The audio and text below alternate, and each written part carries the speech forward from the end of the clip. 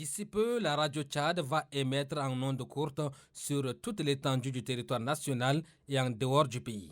Elle est un moyen de communication de proximité qui doit désormais être suivi par toutes les couches d'où qu'elles soient.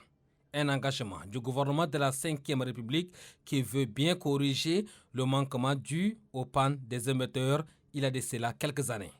Pour la visibilité et surtout rendre réelle cette volonté gouvernementale, le ministre des Communications, de l'économie numérique et de la digitalisation de l'administration, Boucar Michel, assisté de ses proches collaborateurs, échange avec les responsables de la société Terrasac Afrique en charge du convoyage et de l'installation de l'émetteur continental d'une capacité de 100 kW.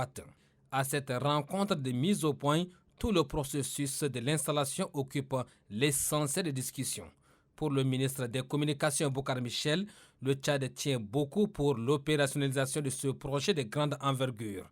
Et les responsables de cette société, quant à eux, sortent rassurants des échanges. Calvin Carter est le chef de mission. We manufacture high-power radio systems.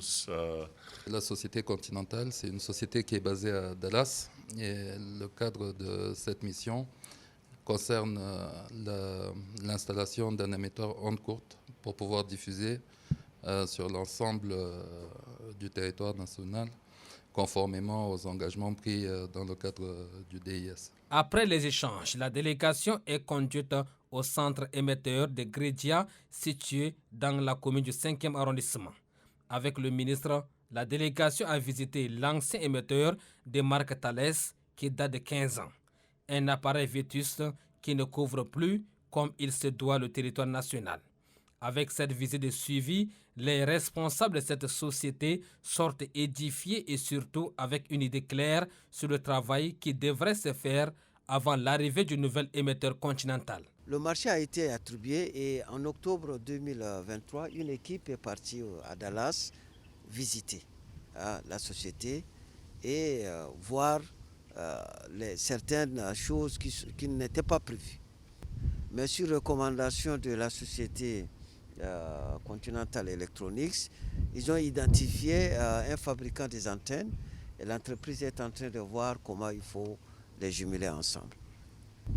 Ça a retardé parce qu'il y a deux aspects des choses. Il y a l'aspect technique et l'aspect finance. Maintenant, le gros problème, c'est l'aspect finance.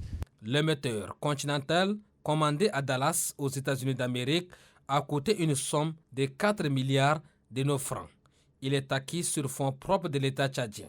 Son éventuelle arrivée au Tchad sera un offre de soulagement pour l'ONAMA, engagé plus que jamais à satisfaire ses auditeurs et téléspectateurs.